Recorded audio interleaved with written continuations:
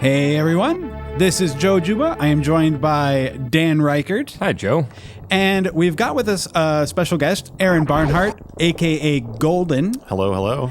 He is one of the dudes when it comes to Super Metroid. You might recognize him from the Awesome Games Done Quick speedrun. You were a commentator for that this year, right? Yes, I co-casted the race alongside Sinister One. It was a four-way race, which was one of the first times that we've ever had an opportunity to put four really talented runners at this game in the same room. And so we're not trying to go for any like ridiculous speedrun or anything here. We have Golden at holding the controller, and he's just sort of walking us through the awesome beginning to this, fantastic game in general. So, what would you say is one of the things, like, Super Metroid has been really popular sort of in the speedrunning community. Yes. What do you think is the biggest thing that sort of draws people to this game? I think there's a couple things. The first is just its notoriety. It was a game known for its exploration and giving you lots of opportunities to play it the way you wanted to, which kind of leads into the second thing, which is that it has such a dynamic toolkit as far as what you're allowed to do through different combinations of items that are provided to you through the movement system that's incorporated in the game. It's a system that allows you to do a lot. And that appeals to people who like to play games fast, is having that. It's the same kind of thing that Super Mario 64 has, just a decent physics engine that allows you to push the game to its limits. So amongst like serious Super Metroid speedrunners, is there just like one, Bible, as far as like this is the path you have to go, or do some people go this way and some people do this other totally different path, or is it pretty much a set thing and you just have to pull it off right? Ultimately, there would be a definitive route as far as this is the absolute way you want to do every room. But players bend it according to their personal play styles, what they can get away with. And it's a very incremental game. So it's something that you could start playing and not do very many tricks at all. And then as you get better at it, you can incorporate more tricks. Well, now, have you personally played this game before? Nope, first playthrough. Well, actually, and to veer away from speedrunning just for a second, because one of the things that makes speedruns possible is the sort of like those sort of tricks that you were talking about, the things about the movement and the physics and stuff that aren't necessarily apparent on your first playthrough for this game. Yeah, so it's one of those things where the game tries to withhold information from you until it's absolutely necessary. And actually, if we clear the room here a little bit, I can maybe give you an opportunity to see some of this stuff. Yeah, okay. Like, for instance, I notice when you run, you do this arm pump thing. Sure. So this is a very minor thing. It doesn't add up to a significant time gain, but it's just one of those minor details that we're going to take advantage of. So what happens is every time you angle up or angle down, that pushes Samus forward a pixel while she's running. Okay. So every time I touch the button, I'm moving forward an extra pixel. One It pixel. doesn't sound like a lot. Yeah. It doesn't sound like a lot until you realize that if you can do it, 100 or 200 times over the course of a run, you're moving several tiles ahead of somebody who isn't doing it. So pretty much, if you're speedrunning, you're just jamming on that shoulder button all the time. Yep, and the problem with it is you actually have to be very careful because it works well on flat surfaces. It does not work well on slopes. So if I'm trying to run down a slope and I'm doing this, I'm pushing myself ahead of the slope by a pixel every time I do it. And so what ends up happening is you can break your momentum, and if you do it once, you're kind of forfeiting all the other times that you were arm pumping before that in the time that you lose. So it's a very minor detail. It's something that you certainly don't need to keep in mind when you're starting out, but it's just a good technique. It's a good fundamental thing that people incorporate. Yeah. I don't think I ever understood how hardcore the speedrun community was until I thought that I was going to try like a world record of Link to the Past. And I figured I beat this game like 30 times. I bet I'd be a contender for fastest time ever. And so I started looking up some tips and stuff, and people were like, as you're going upstairs, hit back and forth and you'll go up, at 0.02 seconds faster. And I was like, whoa, no. I just thought I was cool because I knew the order of dungeons to go in. Holy crap, I had no idea how serious these people were.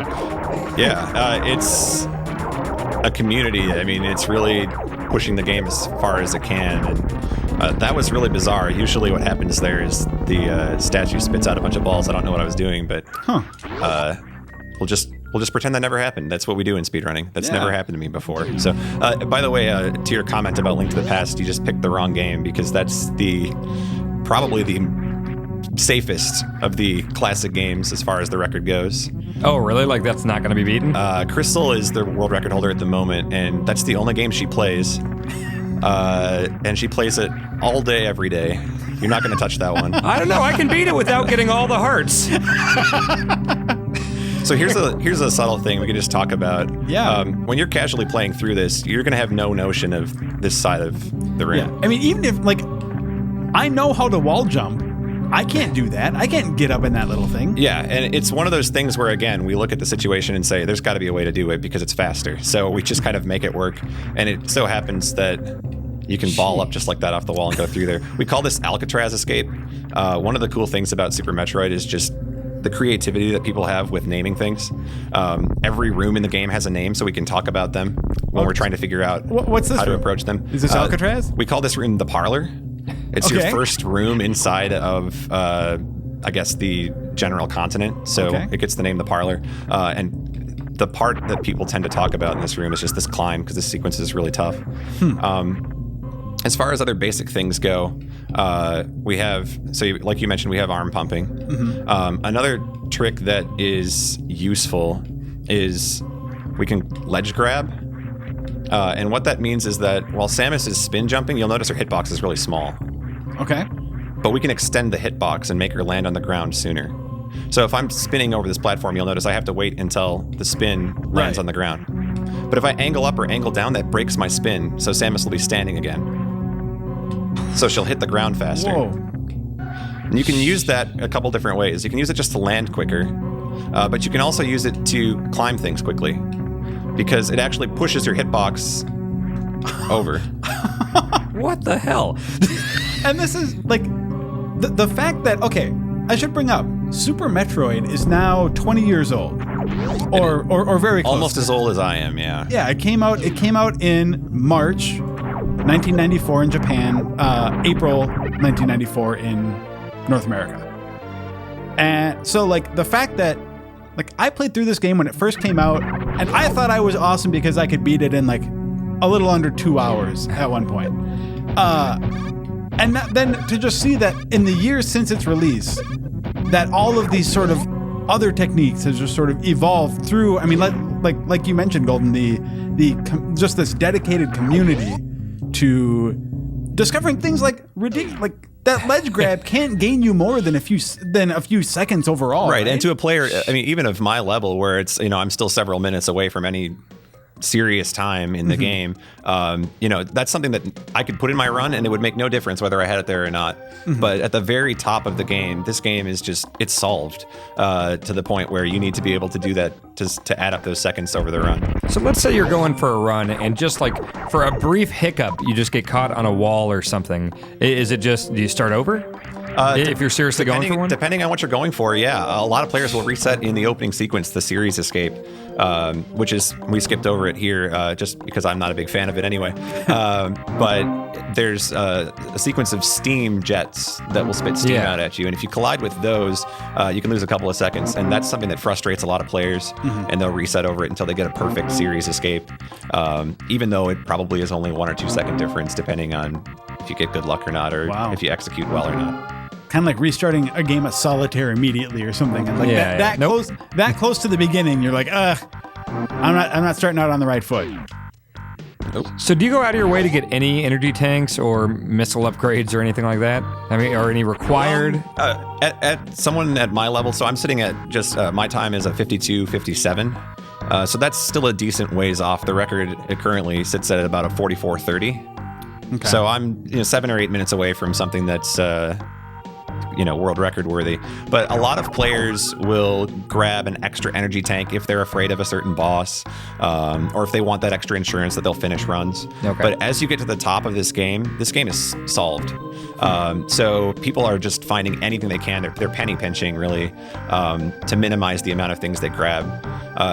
One such example is Torian. Whoa.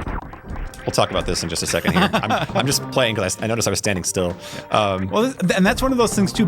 Just a quick PS, sorry, that if you watch someone who knows what they're doing in this game, none of the tricks really seem like tricks. They just seem like they're supposed to be happening. Yeah, it's a matter of fact thing to people who've done it a million times, but it's something that looks a lot easier than it is for sure. So we'll just talk about this trick, and actually, if you want to take a stab at it here after I explain it, perhaps we can get you to do it too. Okay, I'll give it a shot. So this is kind of the most prominent trick, I think, in the game. When I think of somebody outside of the community looking at this game, I think this is one that people have seen or heard of, and it's called the mock ball. So what happens is if I'm rolling in the morph ball, you'll see that I don't move very quickly. But if I run, I move really quickly. Mm-hmm. So wouldn't it be nice if I could run while I'm rolling? And that's exactly what this trick is. So we're going to fool the game into thinking we're still running, even though we're in a morph ball. So what happens is we have to morph just as we hit the ground, and then kind of do a Hadoken motion, because you're morphing by pressing down, but you need to be moving right. So as you hit the ground, you kind of Hadoken down and then right. Okay. And then that will keep your momentum. So we just jump through this door. We press down once and then down right. And you'll see there I didn't get it. And what that means is that I morphed too early. Okay. And this actually has a little bit of leeway. It's not something that, it's not a frame perfect trick. It's not something that you only have one frame to do. But there we go. Whoa. So this is kind of the first game. It's funny how this works, because you can tell Deer Force is kind of taunting you with this, the developers of this game. They put these gates in and they say, okay, hey, maybe you could get under them. And whether or not they actually intended you to be able to mock ball is up for debate, but it wasn't stopping us from finding it anyway. So if you want to give it a try, I'll leave it up to you, but I'll just explain it quick. Yeah, let me give it a shot. I want to watch you do it once. Okay, so when I run through the door here, I'm going to be holding B to run, and then A to jump. I'm going to jump as I get into the door, so right there I jump as I'm moving through the door. Then I need to press down once, and then down right. Okay. So, but you don't hold down the first time. You just just press it once to break out of the spin. Okay. And then down right again as you hit the ground. So as you see Samus getting really close to the bottom there, you're just going to, in one motion, kind of down and then right. All right. Let me blow it here. All right. Actually, I haven't played this in a while, too. I need to figure this out. All right. So you're going to be holding B there to run, and then hold A through the door as well when you jump. Okay. Make sure you're holding A the whole time during this trick. You're going to blow it. Okay, so wait, I'm holding A the whole time? Well, so you're going to hold A to do the jump as well. So your jump is dependent on how long you hold the button. Okay. So you're going to hold the jump button through the sequence. Okay. As well as the run button. Hold them both. Okay, so you're holding B and A. Now you're going to press down and then down right. Oh, I didn't do down right. Yep, so that was actually really close. You had the right idea. It's just, I think you were a little early on the morph. Okay. Jeez. All right. I'm going to give it one more shot, and then I'm gonna blow it. All right, that sounds fine to me. This is one of those things too where Super Metroid is funny in this way, where you can try a trick and think it's the hardest thing in the world for a couple of hours, and then once you get it, it just clicks. It's something about I don't know if it's muscle memory or just you overthink things, but it's not too bad. So down here and then down right. So you were a little bit too early again. Oh, here you're so smart, Dan. You give it a shot. I'm proud of my 12-hour run. I think I'm going to keep that intact. All right. Well, this is something that maybe I'll practice. I'll give the controller back. A little bit of homework for you. Yeah, I'll practice that at home. But wow. Yeah. So the idea. Yeah, that's just amazing to me. Wow. I have to point this out because this trick is named after me for the wrong reasons. I screw this trick up all the time. This is the golden mock ball right there. Usually you get a trick named after you because you're really good at it, and people admire that, but I kind of became known for screwing that up a lot. Wait, so just the mock ball in that particular room at that particular spot? Yeah, this game is very precise with names as far as rooms and things are concerned. There's a lot of runners of this game. Mm-hmm. I don't know why I can't get this mock ball now. I'm kind of borrowing from you, I guess. But yeah, there's lots of things named after certain runners. For instance, these right here are Danich missiles. They're named after a Japanese runner. Okay. And he's actually a close friend of mine, a good competitor. Mm-hmm. And how do you get those named after him? I don't know if I remember correctly, but I believe when we were doing races on Friday nights, which is something that we've been doing for a few years, he would always check his time when he grabbed those missiles. So we have an ability in our IRC for you to just kind of cue the timer Yeah. whenever you want to, and he would always time himself on that specific missile, and no one could figure out why it meant so much to him, so we named it after him. All right. Well, I think at this point we might jump ahead a little bit, so we have a little more gear, and maybe we can see some other tricks.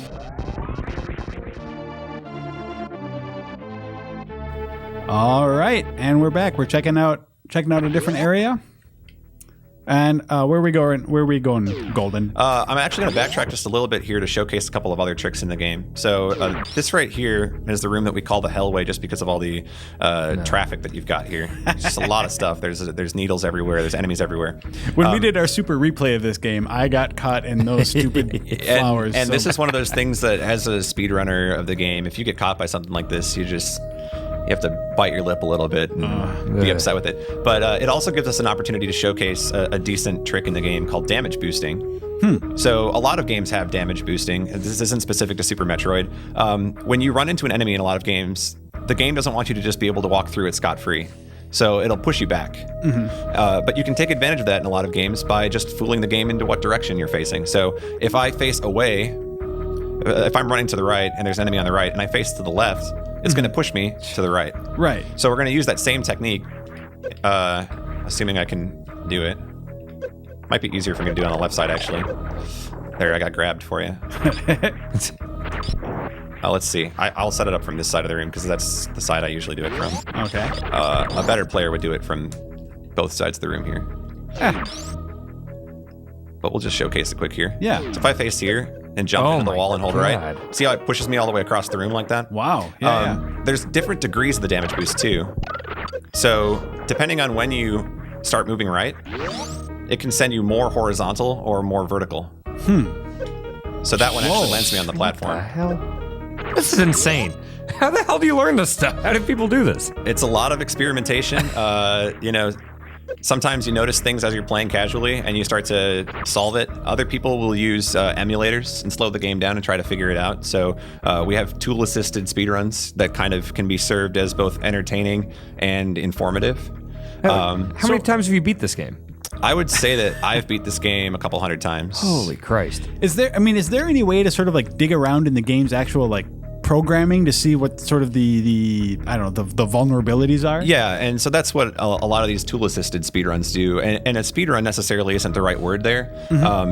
So the bigger thing is that in a tool-assisted run, they're looking at memory values and trying to figure out, they're basically solving the game, figuring out every possibility, manipulating luck so it's always in your favor, figuring out the best pattern to have and using that pattern. And the other thing too is that the game gets slowed down and played one frame at a time in a tool-assisted run. So it is the theoretical limit of the game. It's not often that a human player can replicate what a tool-assisted run does just because of the amount of inputs that a tool-assisted run can do. Right. Versus what a human can do. So is the if the human record is like what 44 minutes or so, how much faster is the sort of pure tool-assisted run? I think at the moment, a tool-assisted run of this game, the current one that's out there, beats the game in a little over 40 minutes. Okay. So there is a few minutes of leeway, but you'll notice that it's not that far off. I mean, it's certainly more refined. I mean, it's pretty impressive that a flawless computer program is only a few minutes ahead of like a human. And there are instances where a lot of games have outdated tool-assisted runs, and so a player will find a new trick that wasn't used in that run, and they'll beat the tool-assisted run, kind of forcing people to go back and rewrite the tool-assisted run using the new trick. So it's always cool when you can say, I'm faster than the TAS on this. But I'm going to try to demonstrate this here for you guys. I don't know if I can do it, but a lot of players will grab Ice Beam after they beat KRAID and are coming back up here to go to Fantoon. It's just a safety thing. It does more damage, and it allows you to freeze enemies so you can easily move across them. But what players have found is that you don't necessarily need the Ice Beam to get up this room. So here we've got this guy in motion. The thing about these guys is that they only move when they're on the screen. So if I just do like a little jump, I can force the guy that's up there to start moving. So he'll get out of my way, and if I shoot the shot correctly, I didn't do it right. We have to reload the room. Actually, that might be a good spot to save. if I shoot the shot correctly, then it'll open up the little brick that's in the way, and I can wall jump right through it. So I don't need the ice beam to go fight Fantoon. I do personally, but other players don't. So let's just, I'm going to save the state here. We're using a console save state called the game saver. I just want to make sure I get this guy on screen. All right, and then it's just a little poke jump.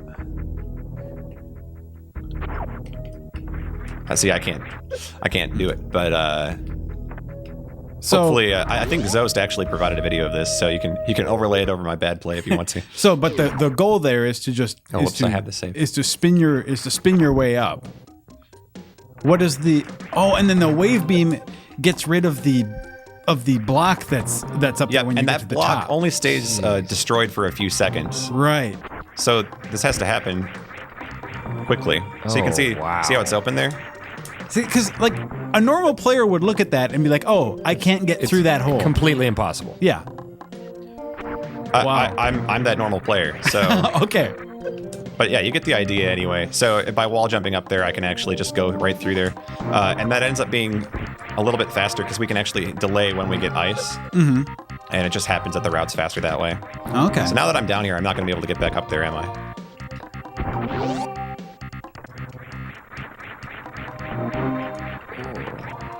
Oh my Okay. god! We got up there. All right. Holy crap! It's not as hard as I made it look, but That's really hard. Yes, it we'll is. just say it's hard.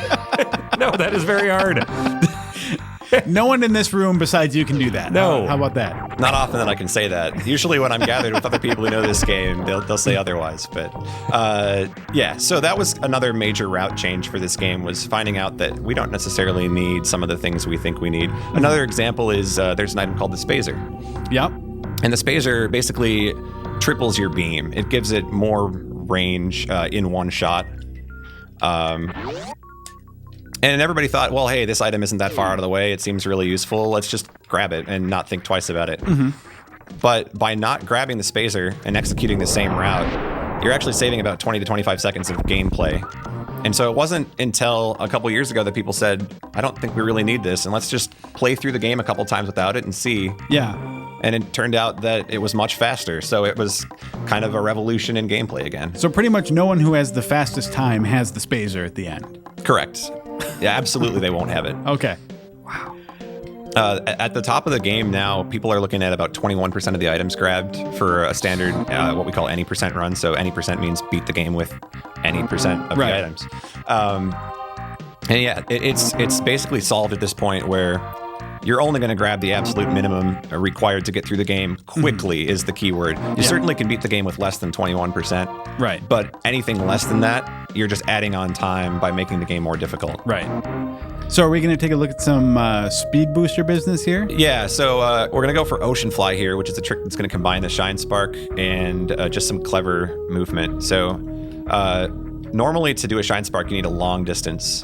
And you can see I barely get it as I collide with this wall. The step thing, yeah.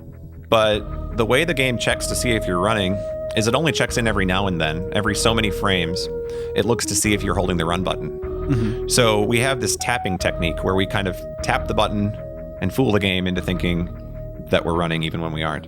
And what that does is it allows us to cover a long amount of distance in a short amount of distance. So if I tap the button cleverly, as you see, I didn't do it there. Now I've got it here. God. So I've got the Shine Spark ready to go, and I have room to jump. Otherwise, I'm sitting right here, and I might just collide with that wall. And the nice thing about this is that as a new player, you can get away with a one-tap really easily. You just tap the button once, and you get it. As a more advanced technique, you can tap the button several times if you know all the techniques. I don't quite get those ones as often, but you can go all the way up to 4 taps. And the more taps you do, the less space you need to get the Shine Spark. Whoa. So now we're going to carry this into the other room here. All right, so... And if that missile had connected. Yeah, if it had connected, we'd be going straight through the room. That's the idea. We call it Ocean Fly because you actually fly over the ocean. Now, why do you have a super missile equipped instead of something else? It's a subtle thing, but it has to do with the speed of the super missile. If I fire a missile, it kind of hesitates. Okay. And it doesn't give me the right amount of speed to be able to open the door and let me through it. All right. It's not a huge deal if you don't actually go through in one motion, but it's obviously a little faster if you can make it happen. Oh. So there we go. And it's way more awesome when you do too. It looks. Oh yeah, this is style points if you get What? this. And you just go somewhere else. Is it fair to say that speedrunners are a pretty detail-oriented bunch? Just a little bit, yeah. Okay. I don't want to assume. Oh wow. That was awesome. Yeah. So that leads into fan tune. Now I can't show you the best fan tune ever, but I can give you some insight into this fight. Oh, because I suppose like when you're dealing with boss fights, there's a whole other category of tricks that comes to like beating them as quickly as possible. Yeah. So again, this comes down to a little bit of math and a little bit of execution at the same time. So a really easy strategy that a lot of players will use on the fan tune fight is they'll kind of farm the flames for health and just sit and wait. And then at the end of the round when fan tune appears, they'll start attacking him. And that's fine. That's an easy strategy and it'll get you through the fight. But as far as speedrunners are concerned, they're trying to beat the fight as quickly as possible. And so they're going to try to minimize the amount of rounds that fan tune stays on the screen. So what we've discovered is that there's a way around one of fan tune's triggers.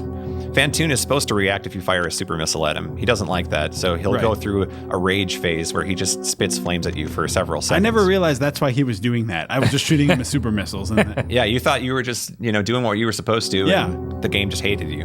Okay. But really, it's triggered by that super missile. But Deer Force is clever, and they gave us a bunch of ways to use items in the game.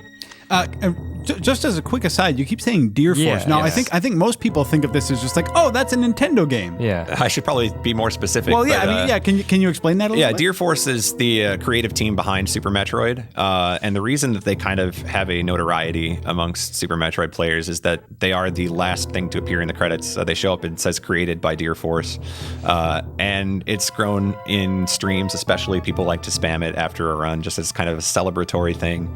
I made it through a run. Shout outs to Deer Force. Oh, nice. But we like to think that they're really creative people and they've made a really detailed game here. Yeah. And one example of that is these beam combos that you can do. If I have the power bombs equipped like I do now, and I shut off one of my beams so that I only have charge and one other one on, I get a beam combo. So just to show you what that is, if I'm standing here and now I hold a charge shot, you'll notice that my beam does this X Factor attack. Yeah.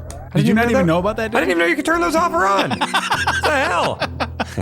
So, that's important. You might want to take a look at that again. Yeah, that's not even a trick. No, I'm just stupid. No, this is in the game. As a matter of fact, I'm pretty sure. I don't know 100% on this, but I think if you look in the instruction booklet, it might be there. Maybe. I would hope so.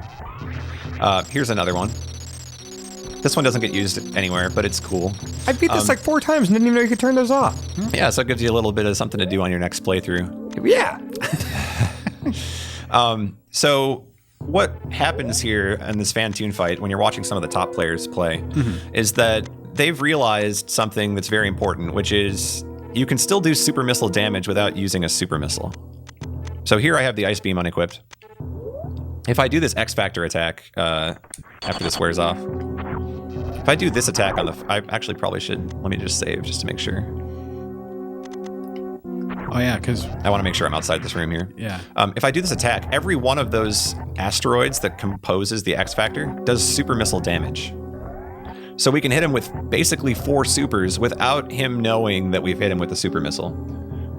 And what so he that does doesn't- is it reduces the length of the fight significantly. And he doesn't barf the flames out at you? Correct. Okay. what was that room called that we were just in? Ooh, you got me on that one. Okay. There are a lot of names in this game. I don't know them all, but I was just no, that's good. It That's good. surprised me that so many of them had it. I didn't mean to stump you. if I come across one with a good name, we'll let you know. There are some great names in this game.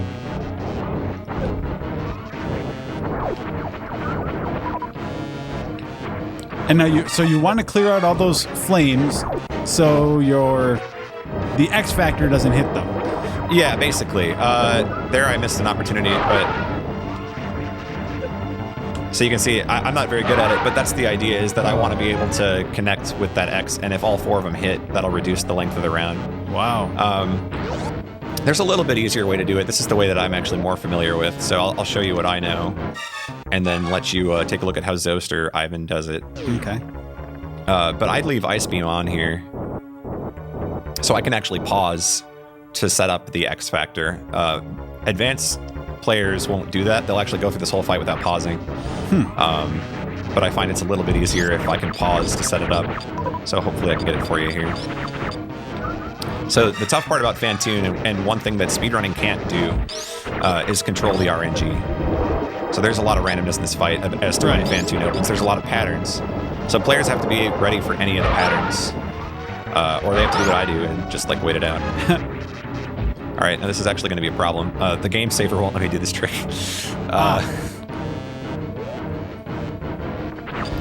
So one of the button combinations that I have to do to be able to do this is the same as the slowdown. I see. So that's not going to work. So actually, maybe we should leave this to some of the other videos that we have. Yeah. We can put that in, and we can just take a look at a different trick actually that, from my understanding, is the most recently developed sort of Super Metroid trick. Yeah, we can go in that direction. I'll take a few stabs at this. This is called the Big Metroid Skip, and it's basically the newest technique in the game, at least in the any % route. Okay, so what we're looking at here is the Big Metroid Skip. And this thing is supposed to grab you, right? I remember that. Yeah, I think it happened to me a few times. It still does, actually. This is one of the hardest tricks in the game. But basically, this is not a scripted event as much as we think it is. You certainly feel like it is when you're playing through for the first time. But it turns out that you can get around this loop if you're really lucky and skilled. You're just going to kind of trick the Metroid into playing a nice game of jump rope with you. Isn't there a whole cutscene if it grabbed you? Oh yeah, it depletes your energy. And you have to sit there and wait for it to do that. Oh my god. So not only do you wait for it to do its energy, but then it sort of floats above you for a little while. Oh, so close. We're gonna get it here. So this can shave what, like 20, 30 seconds off, you'd say? Yeah, I'd say anywhere from 20 to 30. The best players can do this in as few as 4 jumps. Oh my god. And that's just a really aggressive strategy that you'll not see a lot of people do. You certainly can take more jumps, and more important to note is that if you get it at all, no matter how many jumps it takes, it's probably faster by a decent portion of time. Mm-hmm. So even if I take 10 jumps to get this, I'm still going to save 15 seconds or 20 seconds. And I assume that save states are not, you can't do that on an official run. No, in an official run they wouldn't be allowed. The only reason I'm doing that here is it just allows me to take several stabs at the trick here. And I'm sure it's great for practice if you're trying to learn this. It's wonderful stuff, right? for practice. So one of the biggest issues with practice is that emulators have input lag as far as, you're playing on your computer monitor, you got your controller plugged in via USB, and it's a different feel. I mean, you don't want to complain about something that small, but it really matters. So having this tool called the Game Saver lets us have save states on console, so we get to play in that same environment that we do when we're running.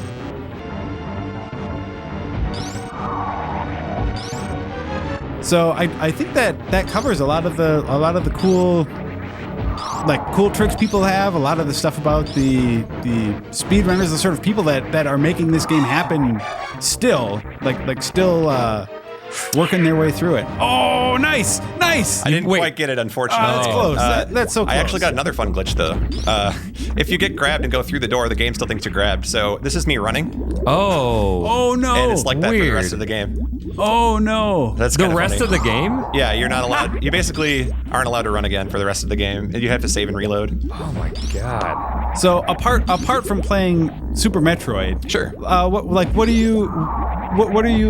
you up to? You speedrun other games and stuff too? Yeah, so this isn't my main game by any means. It's one that I love, and I have a great time watching a lot of people, and obviously getting to do commentary for it for Awesome Games Done Quick this year was just a dream come true for me. I love doing anything that's play-by-play or commentary, so getting an opportunity to present something like that, I think that opened a lot of people's minds that you don't necessarily need a game like StarCraft or League of Legends. You don't need to have people directly competing with each other with prize money on the line to make it interesting. Yeah. You can play an old classic and just like you would in the old days, just, try to be better than your buddies at whatever it is.